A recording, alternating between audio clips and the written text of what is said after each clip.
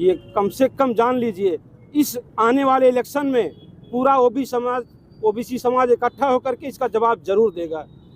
देखिए, लगातार राहुल गांधी टिप्पणी करते हुए आए हैं। चुनाव को जब भी पीरियड नज़दीक आता है, लगातार कोई ना कोई उनका बयानबाजी चलता रहता है। क्या है अब वो क्या बयान है वो तो वो जाने, लेकिन मैं इतना जानता हूं कि मैं अपने प्रधानमंत्री का जो है अपमान नहीं सह सकता, न मैं न ये पूरा हिंदुस्तान।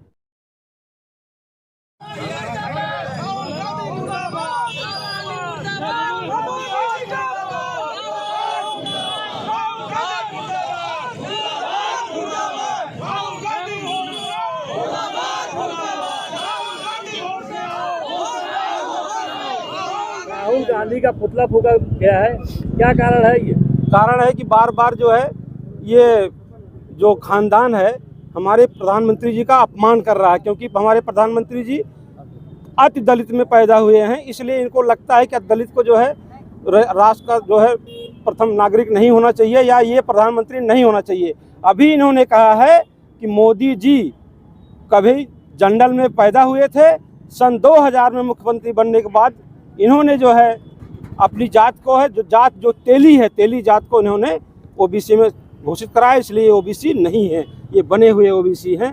मैं इसका विरोध करता हूं क्योंकि ये पूरे ओबीसी समाज का जो है बदनाम कर रहे हैं। और मैं ये भी आपको बताता हूं कि ये कम से कम जान लीजिए, इस आने वाले इलेक्शन में पूरा ओबीसी समाज इकट्ठा होकर के इसका जवाब जरूर देगा।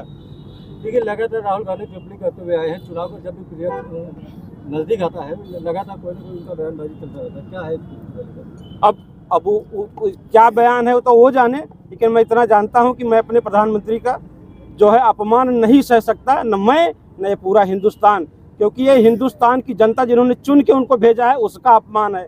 जिस तरह से बार बार कभी उनके मणिशंकर अय्यर जो है नीच जात कहते हैं, कभी उनका कोई और दूसरा नेता कोई बात करता है, तो ये चीज़ें जो है अच्छी नहीं हैं, ये न लोकतंत्र के लिए अच्छी हैं न समाज के लिए अच्छी हैं। तो हमारा समाज बहुत उद्वेलित है, हम चाहते हैं कि इसका विरोध प्रदर्शन हो। और गिनती की मांग की जा रही है, क्या कहेंगे इस मामले को लेकर? ओबीसी आरक्षण, इस सरकार में ओबीसी के लिए जितना काम किया गया पिछले 70 साल में, जब तक कांग्रेस सरकार थी किसी ने नहीं किया। ओबीसी आयोग को जो मान्यता प्राप्त इसी सरकार में दिया गया है। आज पूरे विधानसभा लोकसभा में आरक्षण 27% के अनुसार ही विधायक, सांसद और मंत्री हैं हमारे। नहीं, राजनीतिक आरक्षण है, नौकरियों में भागीदारी को लेकर क्या राय है? नौकरी में 27% आरक्षण लागू है और वो हम इम्प्लीमेंट कितना हुआ है? इम्प्लीमेंट भी हो रहा है। 70 जब से लागू हुआ तब से कभी हुआ नहीं। अब ये हमारी सरकार उस पर बिल्कुल लगी हुई है कि हम जो है इम्प्लीमेंट करा के ही छोड़ेंगे 27% आरक्षण। 2014 में आपकी सरकार आने के बाद क्रीमी लेयर लाया गया। क्रीमी लेयर को क्या कहेंगे? क्रीमी लेयर में ओबीसी को अलग कर दिया गया आरक्षण के मुद्दे को। नहीं, क्रीमी लेयर इसलिए लाया गया था कि जो इस समाज से जो एक उच्च स्तर पहुंच गए, जिसका अभी 7 लाख से 8 लाख किया गया है, 8 लाख से ज़्यादा कमाने वाले लोगों को क्रीमी लेयर रखा गया है। उससे कम को है क्रीमी लेयर में नहीं है, उनको आरक्षण का लाभ मिलना चाहिए, इसलिए दिया गया है। अगर कांग्रेस करी कि संविधान की मंशा के खिलाफ, संविधान तो राहुल के खिलाफ ही है पूरा। राहुल तो पूरे संविधान को ही खिलाफत बताते हैं। वो संविधान में कोई बदलाव करते हैं तो कोई खिलाफत नहीं है, हम करते हैं वाजिब ढंग से तो ज़्यादा खिलाफत है। ओबीसी गिनती होगी इस बार? ओबीसी गिनती कोई मतलब नहीं है कि तो देश बांटने वाली बात हुई। गिनती की बात तो हमेशा नहीं, गिनती की बात क्या, काहे नहीं 70 साल में की गिनती की बात, कभी किए नहीं किए।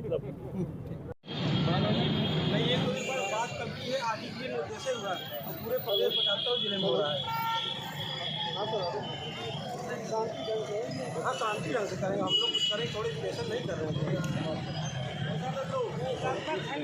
शांति ढंग से नहीं करना है। अरे रहा जो वहाँ देखो जरा